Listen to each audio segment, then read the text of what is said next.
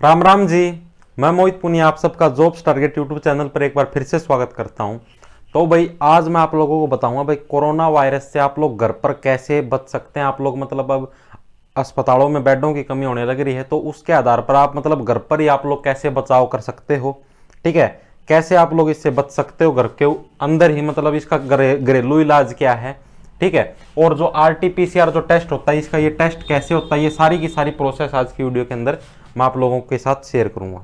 ठीक है, तो सबसे पहले तो आप लोगों को ये भी बताऊंगा भाई शुगर वाले मरीजों को कोरोना का ज्यादा खतरा होता है। ठीक है, तो उनको क्यों होता है, उनको शुगर वाले मरीजों को कोरोना का सबसे ज्यादा खतरा इसलिए होता है क्योंकि उनके अंदर जिंक की और विटामिन सी की कमी होती है नेचुरली। ठीक है, क्योंकि जब आपके शुगर होती है इसलिए है क्योंकि आपके अंदर जिंक की कमी हो जाती है, जिसकी वजह से इंसुलिन के जो बढ़ोतरी है वो होने लग जाती है, जिसकी वजह से आपके अंदर शुगर की मात्रा बढ़ जाती है। ठीक है, तो शुगर की मात्रा जो बढ़ने का जो मतलब जिससे आपके शुगर होती है, तो उसका मेन कारण है जिंक।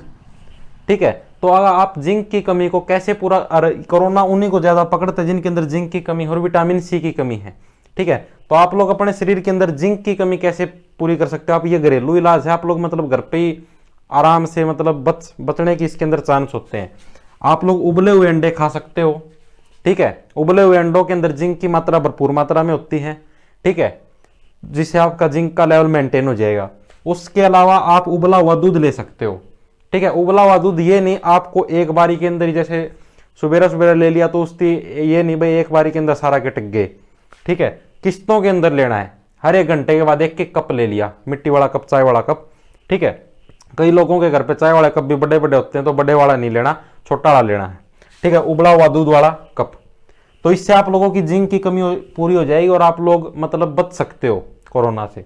उसके बाद है विटामिन सी की कमी, आप लोग आंवले से पूरी कर सकते हो। विटामिन सी होता है, ऐसे होता है जब तक पेट के अंदर रहता है तब तक विटामिन सी रहता है, जैसे ही पेशाब कर दिया विटामिन सी खत्म शरीर के अंदर से। ठीक है, तो विटामिन सी की कमी को आप लोग कैसे पूरा कर सकते हो, आंवला खाइए। ठीक है, जिसके अंदर विटामिन सी होता है, आंवला खाते रहिए, मतलब दिन में 1-2 बार, तभी तक वो विटामिन सी रहेगा। ठीक है, तो शुगर के मरीज है वो इस प्रकार से अपना बचाव कर सकते हैं। उबले हुए अंडे खा सकते हैं, उबला हुआ दूध ले सकते हैं और आंवला ले सकते हैं। इससे उनके जो शरीर की जो कमी है, जिंक की कमी और विटामिन सी की कमी, वो पूरी हो जाएगी, जिससे कोरोना उनको ज्यादा हानि नहीं पहुंचा पाएगा। ठीक है, शुगर के मरीजों को ही सबसे ज्यादा खतरा है, उनके बचने के चांस बहुत ही ज्यादा कम होते हैं।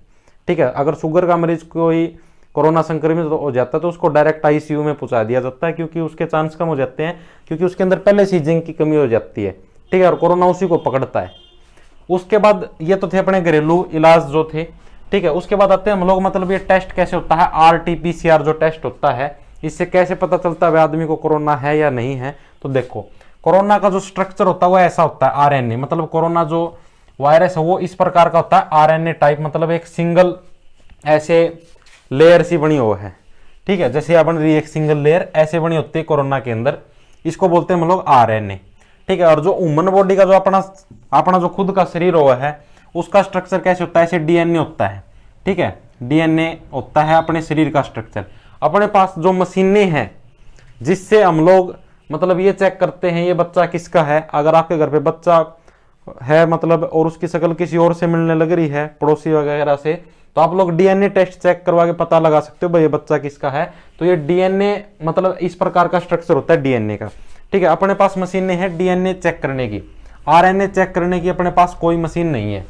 ठीक है, तो इस DNA को RNA के अंदर बदलने, जैसे अगर DNA को अगर हमें RNA के अंदर बदलना है तो इसको बोलते हैं हम लोग ट्रांसक्रिप्शन। ठीक है, और अगर RNA को DNA के अंदर बदलना है तो उसको बोलते हैं रिवर्स ट्रांसक्रिप्शन। ठीक है, जिसको RT बोलते हैं शॉर्ट फॉर्म में, रिवर्स ट्रांसक्रिप्शन। ठीक है, तो अब हमें इस RNA को DNA के अंदर बदलना पड़ेगा, तभी तो हम टेस्ट करके बता सकते हैं भाई इसको कोरोना है या नहीं, क्योंकि हमारे पास तो DNA को चेक करने वाली मशीनें हैं, DNA वाले स्ट्रक्चर को। ठीक है, ये होता है RNA।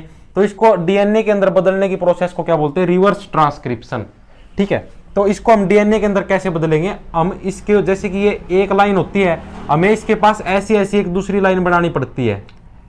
ठीक है, ये जितनी लाइनें बनती है ना, उसी से पता चलता है भाई अगले को कोरोना है या नहीं है। वो कैसे बनती है, अब जैसे देखो मैंने ये यहाँ पर एक लाइन बनाई ऐसे। ठीक है, इसको बोल देंगे हम लोग एक। ठीक है, मतलब भाई इसका जो आपका इसकी जो चेन है वो एक चेन बन गई है, मतलब अपने को इसकी चेन बनानी है। ये एक चेन बन गई, ये चेन बन गई इस प्रकार से, इसी शेप के अंदर आ गया है वो, ठीक है। ये इसकी एक चेन बन गई है, ठीक है। तो इसी प्रकार की हमें चेन बनानी है, भाई कितनी चेन बनेगी इसके अंदर, ठीक है। तो वो चेक करने की लिमिट क्या है, अगर किसी के अंदर 35 से ज्यादा चेन बन जाए, अगर जैसे मैंने आप लोगों का गले का सैंपल ले लिया सलाइवा का, थूक का, ठीक है, और उसको मैंने मशीन के अंदर, डीएनए वाली मशीन के अंदर डाल के चेक किया। चेक करने के बाद मुझे पता लगा भाई आपका जो मतलब ये चैन है, ये जब 35 से ज्यादा चैन बन जाती है तब पता लगता है भाई आपके मतलब, अगर 35 से ज्यादा चैन बन जाती है ना, और तब तक अगर आपका पता ना लगे भाई कोरोना है, ठीक है, तो आप लोग कोरोना नेगेटिव घोषित कर दिए जाते हो, मतलब आपके कोरोना नहीं है। और अगर ये 35 चैन से पहले पता लग जाए, ठीक है, अगर 35 चैन से पहले ही मशीन के अंदर ये पता लग जाए भाई ये कोरोना वायरस है, तो आप कोरोना पॉजिटिव घोषित कर दिए जाते हो, ठीक है। इस प्रकार से इसको बोलते हैं हम लोग पॉलीमरेज चेन रिएक्शन, ठीक है, इसको चेन रिएक्शन बोलते हैं। जैसे आप लोग इसको इस प्रकार से भी समझ सकते हो, जैसे कि आप लोगों ने एक मशीन सी देखी होगी जिससे जूस काटा करा, उसके अंदर आप लोगों ने मौसमी ठूस दी, ठीक है। ये मौसमी तो है कौन, एक बार फेर दिए यार जूस लिकड़िया, ठीक है। आप ना 2-3 चेन ऐसे 2-3 साइकिल ऐसे चलाने पड़ेंगे, कम से कम 5-6 साइकिल चलाओगे जिस जाएगी कि मैं जूस का फाका लिकड़ेगा, ठीक है। तो उससे डालता है मतलब 5-6 चलाने का मतलब है भाई। तो अगर आप लोग पूछ रहे भाई मौसमी का जूस को यहाँ लिकड़िया, यानी भाई मैंने कम से कम 5 या 6 साइकिल चलाई है जिस जाएगी मौसमी का जूस लिकड़िया है। तो नु यो है आपती कोरोना वायरस का बेरा को यहाँ लग गया भाई, कम से कम मना 10 चेन बनाई है, 15 चेन बनाई है जिस जाएगी कोरोना वायरस का बेरा लग गया।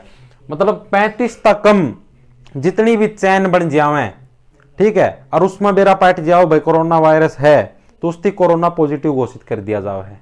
यह कहानी है इस RT-PCR टेस्ट की, ठीक है। कई जने इसकी RT की रिवर्स ट्रांसक्रिप्शन रियल टाइम बताई जावे है, वो न्यारे बुद्धिमान आदमी है, ठीक है। तो reverse transcription polymerase chain reaction आपके एग्जाम्स के अंदर भी आएगी फुल फॉर्म, ठीक है। आगे जो भी आपके SSC वगैरह के जो भी एग्जाम होंगे, तो मैं आशा करता हूं आप सभी के समझ में आ गया होगा भाई कोरोना का RT-PCR टेस्ट कैसे किया जाता है, ठीक है। मतलब ये चेनें बनाई जाती हैं, जितनी ज्यादा चेन बनेगी, अगर 35 चेन से पहले। और देखो अब इसको समझा कैसे जाता है भाई कोरोना ज्यादा खतरनाक है या कम खतरनाक है, कैसे है। मान लो आपके आज कोरोना हुआ है, ठीक है, अगर आप लोगों के आज कोरोना हुआ है और अगर आप आज टेस्ट करवाते हो तो ज्यादा चेन बढ़ेंगी उसकी, क्योंकि अभी तो वायरस कमजोर है शरीर के अंदर, तो कम से कम मतलब उसके 32-33 चैन बन जाती हैं जब इसकी, तब जाके पता लगता है भाई आपके वायरस है। और जितनी ज्यादा चेनें बनेगी उतना वायरस कमजोर समझो, ठीक है। मतलब आपके टेस्ट के अंदर अगर मतलब 35 के आसपास चेन बनी है, 30, 31, 32, 33, अब मतलब ऐसे आता है भाई आपकी PC वैल्यू कितनी है, PC वैल्यू आती है आपकी, अगर आपकी जो PC वैल्यू है, PCR जो वैल्यू आती है, अगर वो आपकी 35 के आसपास आती है, यानी 30 से 35 के बीच में आती है, तो ये समझो भाई आपके शरीर के अंदर वायरस अभी कमजोर है।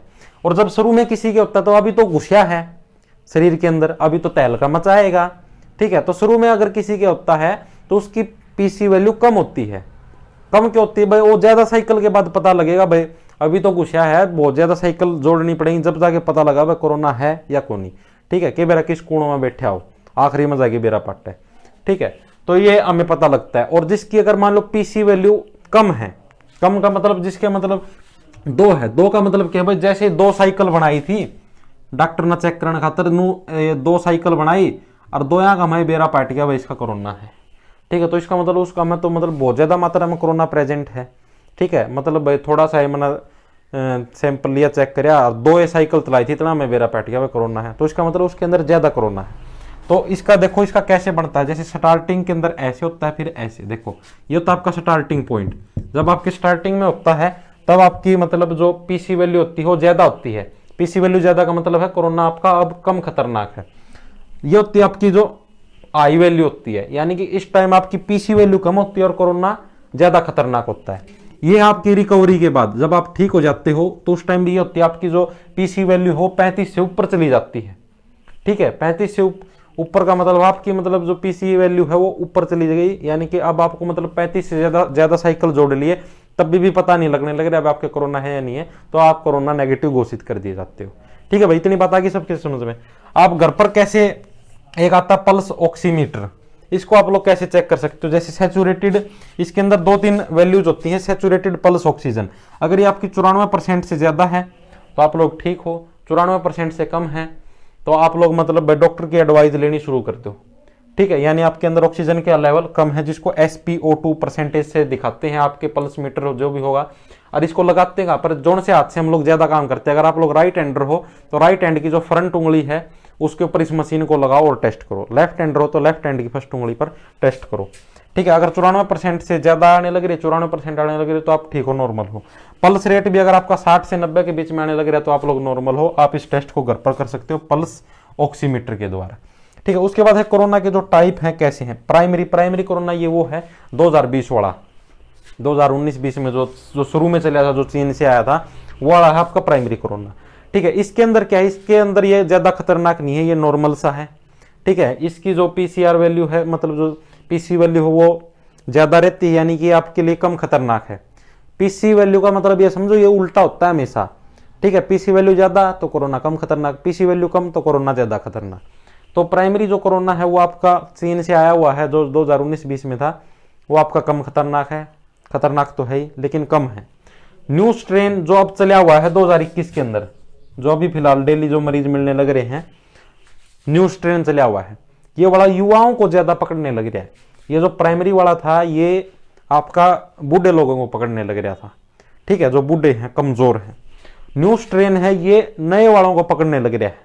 जो आप लोग ये मजाक में लेते हो ना, भाई नहीं मास्क नहीं लगाएंगे, ऐसे नहीं करेंगे, ऐसे नहीं करेंगे, कुछ नहीं है कोरोना, तो ये उनको पकड़ने लग रहा है न्यू स्ट्रेन, ठीक है। री इन्फेक्टेड कौन से हैं, मतलब जैसे कि जिनके पहले कोरोना हो चुका है और अब वो बाद में मतलब ठीक हो चुके हैं और अब उनको दोबारा हो गया तो उनको भी कम खतरा है, उनको भी इतना ज्यादा खतरा नहीं है। सबसे ज्यादा जो खतरा है कोरोना का वो है न्यू स्ट्रेन वालों को, जिनके नया स्ट्रेन वाला कोरोना होने लग रहा है उनको ज्यादा खतरा होने लग रहा है, ठीक है भाई। तो आप लोगों को मैंने कंप्लीट कोरोना के बारे में समझा दिया है। आप लोग घर पर बचाव कैसे कर सकते हो, शुगर के मरीज, ठीक है, टेस्ट कैसे होता है, RT-PCR टेस्ट, सब कुछ मैंने आप लोगों को बता दिया है। अगर 35 से ज़्यादा वैल्यू आने लग रही है, 35 आने लग रही है आपकी PC की, तो इसका मतलब है आप लोग स्वस्थ हो, आप लोगों को कोई कोरोना नहीं है। अगर इससे कम आने लग रही है तो आप लोगों के कोरोना है। तो उम्मीद करता हूँ आप लोगों को ये जानकारी